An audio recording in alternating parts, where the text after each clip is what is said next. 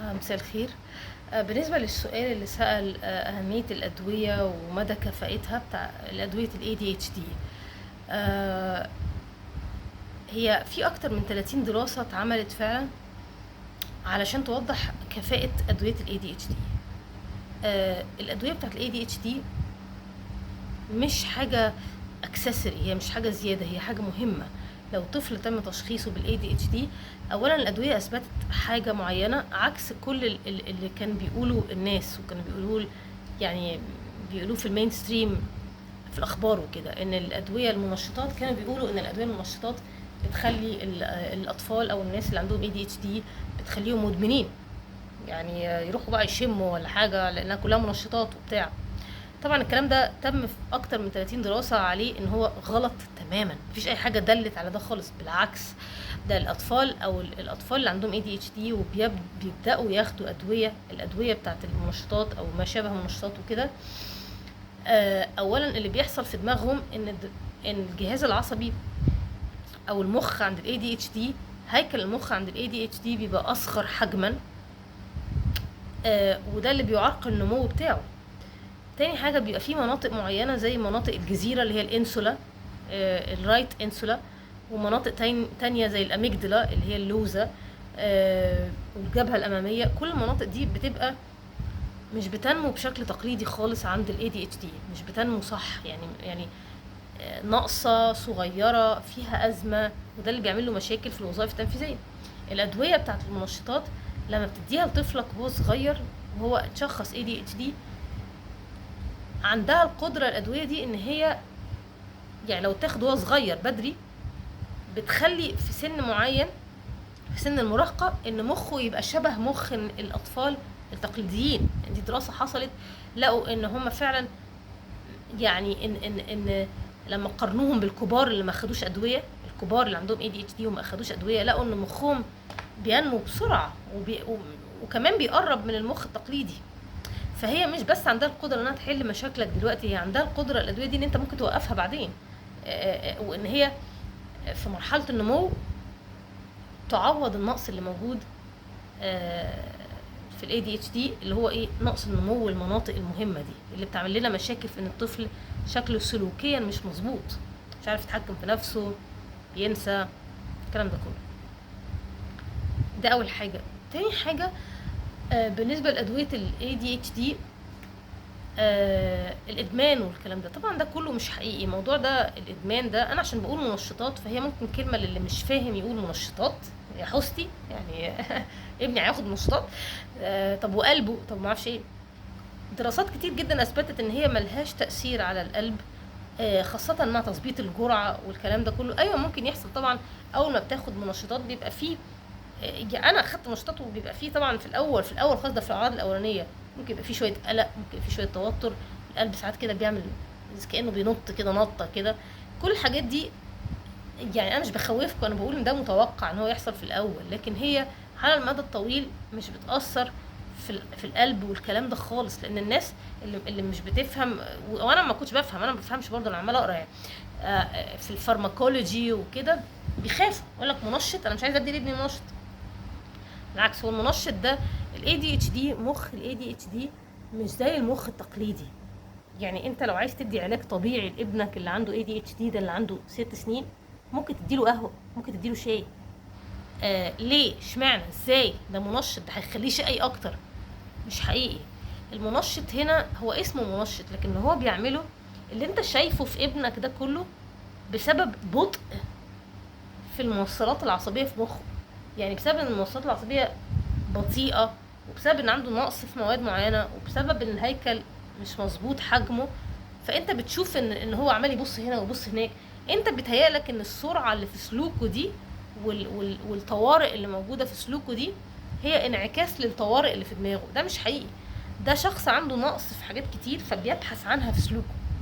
فانت لما بتديله منشط بيعمل عكس، هو بيعوض له النقص ده، بيهديه. انت لما بتدي ADHD منشط، لو اديته كوبايه قهوه الصبح ومش كتير، يعني مع نص معلقه شاي ولا بتاع لو هو صغير، او نص معلقه قهوه، هتلاقيه ان هو ركز اكتر شويه. وده كمان ما يعتبرش علاج فعال قوي، لان الكافيين منشط طبيعي. لكن الادويه المنشطات هي دي هدفها ان هي ادويه بتشتغل اولا، يعني هي مش معموله كده بشكل عشوائي، هي معموله بشكل ان هي يتاخد جرعه ده بقى الطبيب، دي شطاره الطبيب، جرعه معينه. البدايه دايما بتبقى الجرعه فيها فعلا قليله، يعني بنشوف، ولو الدواء ما اشتغلش مش معناه ان هو خلاص مفيش امل، لا بنغير، بنشوف منشط تاني. امال احنا عندنا ليه انواع كتير من المنشطات؟ احنا عندنا انواع كتير من المنشطات بسبب ان ال ADHD هم افراد عندهم حساسيه. حساسيه هنا معناها حساسيه في الجلد، حساسيه في المعده، قولون عندهم حساس، يجيلهم صداع بسرعه. حساسين يعني بيتم معالجه الدواء جوه الاعضاء بتاعتهم، ممكن تبقى بشكل بطيء قوي، ممكن تبقى بشكل سريع قوي، ممكن تبقى بشكل مختلف، خلينا نقول كده بشكل مختلف. فبالتالي ممكن تديله حاجه صغيره جدا تلاقيه مثلا نرجع، ده مش معناه ان هو كده خلاص مش هنديله لا لا. عشان كده لو رحتوا لطبيب ADHD، انا اوعدك لو رحت لدكتور ADHD في مصر، يعني هيكتب لك مع الدواء ده دواء للترجيع ودواء للصداع ودواء للنوم. هو عارف ان في اول شهرين ده ممكن يحصل كده. فالجرعه يعني الاولويه مش الجرعه، الاولويه مع شخص ADHD احنا بناخد بالنا ليه طبيب يبقى كويس، علشان الشخص ده، عشان مدى حساسيه الشخص. او ممكن يبقى عنده اللي هو ايه، اللي هي الحركات اللا اراديه العصبيه، ممكن يبقى عنده كده، فبالتالي نلاقي الرعشه عنده زادت مثلا. ممكن. انا مش بخوفكم، انا بقول ده طبيعي، ده طبيعي، لان المنشطات هي هتظبط دماغه بس، لكن بنحافظ ان هي تبقى يعني ببطء، وما بتبقاش مع كذا دواء تاني، عشان دي غلطه بتتعمل مع الدكاتره، بيدوه مع كذا دواء تاني، فانت ما بتبقاش عارف طب هو العرض الجانبي اللي جه لابنك ده جاي من انهي دواء بالظبط. تمام. لكن المنشطات اثبتت ان هي امان على القلب، وكمان ممكن تمنع ان الطفل ده يكبر ويبقى مراهق وما ياخدش الدواء ده، ما يكملش عليه بقية حياته، مش شرط خالص. غير حد كبير اكتشف مؤخرا ان هو عنده ADHD. يعني طبعا الدماغ عامة بيبطل ينمو عند سن 25 سنة، بعد كده بيبقى بينمو ببطء جدا، يعني جدا، ان هو يشكل موصلات عصبية جديدة ويكبر وكده ويعمل عادات جديدة، بيبقى صعب. عشان كده الطفل ممكن يغير العادة بتاعته بسهولة، انما الكبير بيبقى صعب شوية. الادويه ال ADHD مع الاطفال اللي هم محتاجينها بتخليهم المخ يكبر بسرعه، بحيث ان هو ممكن فعلا يوقف ياخد الدواء، خلاص ممكن يبطل فعلا ياخده عند بعد المراهقه بشويه ممكن. تاني حاجه، علاج ال ADHD مش بس هو الدواء، علاج ال ADHD هو ان انت تاخد دواء، وطبعا في حاجه اسمها سايكو سوشيال، يعني علاج نفسي اجتماعي. يعني انا باخد اهلك وادربهم ازاي يتعاملوا معاك، لان هم غالبا برضو مش عارفين يتعاملوا معاك وبيطلعوا اسوأ ما فيك، فانا هدرب الاهل برضو. دي حاجه. تاني حاجه المدرسه هتعرف الطفل ده مختلف، هيفوتوا حاجات، فانا اخد بالي منه، يعني اديله اكوموديشن، اديله تسهيلات، اديله الواجب مثلا، اقول له بالظبط يعمل ايه، اكتب له تشيك بوينت يعمل ايه، اللي هي اسمها ايه، اللي هي تشيك بوينت، اللي هي قائمه الحقائق، عشان نشوف يعمل ايه، عشان نشوف هو فهم الواجب ولا لا. ما تدوش حاجات فيها قرايه كتير. لو عنده صعوبات تعليم ما حاولش بالعافيه بلعه في القراءه وهو مش عارف يقرا، يعني ما فاهم ازاي. بينفعل مثلا بسرعه، فبدل ما ارميه في فصل لوحده واجيب له صدمه نفسيه، ما اعملش كده. يعني الدواء بقى هنا ده، انا ممكن اخد الطفل ده لو هو مراهق، اكلمه اقول له ازاي يتحكم في انفعالاته، وازاي يعد من 10 ل1 لما ينفعل قبل ما يرد، واعلمه ازاي مثلا يفسر نظرات الناس ليه قبل ما ياخد اكشن. ده اسمه علاج معرفي سلوكي، ده بينفع مع المراهقين مش مع الاطفال. مع الاطفال، مع المراهقين، مع الكبار، كل الكلام ده كفته، انا اسفه، يعني ملوش اي لازمه لو ما اديتلوش دواء. الدواء هيزق الطفل ده ان هو ياخد العلاج بقى، يسمعك، يشوف بقى انت بتقول ايه عشان يقدر يعمله. لو انا عندي مدرسه هايله في الفصل وهي عماله تديني، انا عندي ADHD كطفل، والمدرسه دي عماله تظبطني من كل ناحيه ومخلياني فعلا بتقدم مش بنفعل وكده. طب لما المدرسه دي تروح انا هعمل ايه؟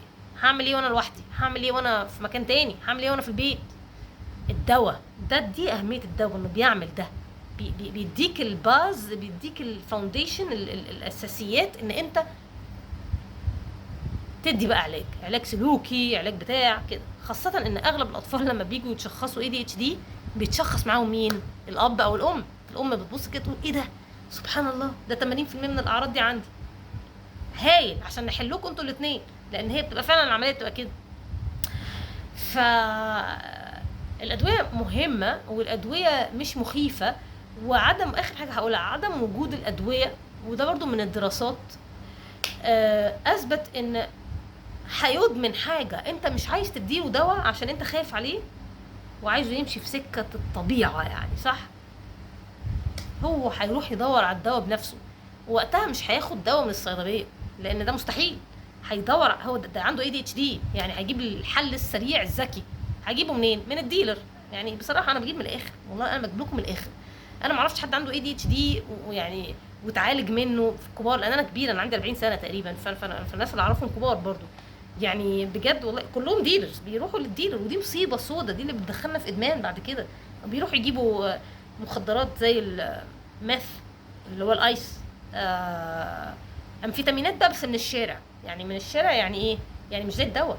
الدواء معمول ان هو يشتغل، يتفرز في الدم بشكل بطيء ومحكم، وبعدين مثلا يقف فجأة وتاخد دواء تاني مثلا مدته اقل، هكذا. ده الطبيب، دي ميزة الطبيب بقى، ومع الدواء والكلام ده كله. هو انت ما بتدلوش كل ده، هيروح يدور عليه بره، ما اكيد. يعني اغلبهم بيبقوا مدمني هيروين وكوكايين، وحاجه تهديهم وحاجه تعليهم وحاجه. ليه كل ده؟ ليه نحطهم في الوضع ده؟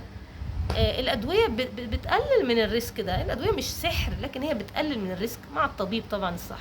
انا لست طبيبه عصبيه وماليش اني اكتب ادويه ولا اقول ادويه. انا مفيش دواء بقوله ولا بتكلم على الادويه من نفسي، انا بتكلم على الادويه اما من تجربتي الخاصه، يا اما من محاضرات فعلا لناس فاهمه، لكن عمري ما هفتي يعني. لكن طبعا اللي عايز يعني ادويه لازم يروح لشخص سايكايترست، يعني اللي هو ايه، مش معالج نفسي ولكن عصبي كمان. دي اهميه الدواء. امتى بتعرفي ان الدواء مش شغال؟ من تجربتي انا، يعني بعد شهرين، يعني بجد هو بعد شهرين لو حسيتي. بس في حاجه معينه في ADHD بالذات، في ادويه اللي هي موجوده اللي هي الاتوموكسيتين ده مثلا، ده دواء شبيه بالمنشط لكن هو مش منشط. هو اللي كان اسمه ستراتيرا سابقا واسمه دلوقتي اتوموكسيتين، دي الماده الفعاله بتاعته. الدواء ده لما الناس بتاخده ما بتحسش ان هي اتحسنت اول شهر، تاني شهر ما بيحسوش، بس هو بيتحسنوا، هم اكشلي بيتحسنوا. التحسن بيبان بعد كتير، بعد مثلا 4 شهور الشخص يبص كده لورا يقول يا ده انا ما كنتش كده على فكره، ده انا كنت من النوع اللي بسرح وبتشتت، انا ما كنتش كده، ده انا اتغيرت فعلا. لانه ده مش منشط مباشر، ده اسمه شبيه المنشط. في المنشطات المباشره، وده نوع تاني ما اعتقدش ان ده موجود في مصر، لكن في انواع كتير ومفيش نوع احسن من التاني. كل بني ادم بيمشي عليه نوع. ممكن شخص ADHD يجرب الميثylphenidate او يجرب الامفيتامينات مثلا، تمشي معاه هايل. شخص تاني يجرب يبدا يرجع ويبدا غضبان طول الوقت، وفات شهر وهو لسه غضبان برضو وعنده ذعر ومعرفش ايه، وما بيروحش يعني، او مثلا بيخليه فايق ساعتين وبعدين ينام بقيه اليوم. كل دي اعراض ممكن تحصل اكيد.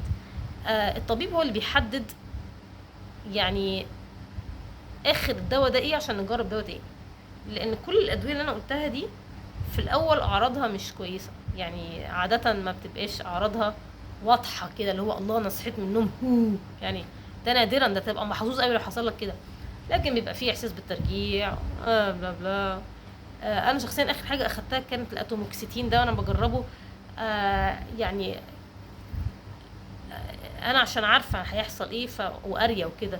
فهو فعلا دي الحقيقه ان نتائجه بتبان بعد وقت، يعني بعد وقت. وانا مش واخداه عشان التركيز، انا واخداه عشان عندي مشاكل في العادات الوحشه، ان انا ممكن اعمل حاجه بسرعه واندم عليها يعني. فانا واخداه عشان الاندفاعيه زي ما بيقولوا. اه طبعا بيخليني افكر شويه، طبعا بيبطل.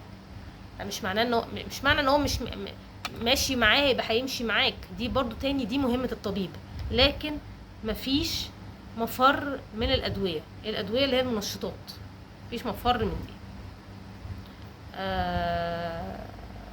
بعد شهرين كده لو الدواء حسيتي ان هو ما بيشتغل، يعني تعبني ومش شايفه اي فايده فيه، بعد شهرين بالنسبه لي is the ultimate. يعني انا كده صبرت عليك كتير، يعني شهرين. وفي الشهرين دول عاده بتلاحظي شويه تحسنات مع الاعراض السخيفه، بتلاحظي شويه، ممكن مثلا تبقى عندك اعراض نوم، تعبان، عايز ترجعي، بس في شويه تحسنات. لو ما فيش خالص تحسنات خالص and you feel all shitty، يعني انا اسفه كله نيله، شهرين is the ultimate for me كحد مجرب. وبرضو استشر طبيبك واتبع الطبيب، ودايما يعني ثق في رأي طبيب اكيد اكتر من رأي حد يعني مش طبيب يعني، بس طبيب كويس obviously. دي اهمية الدواء وبس كده. شكرا.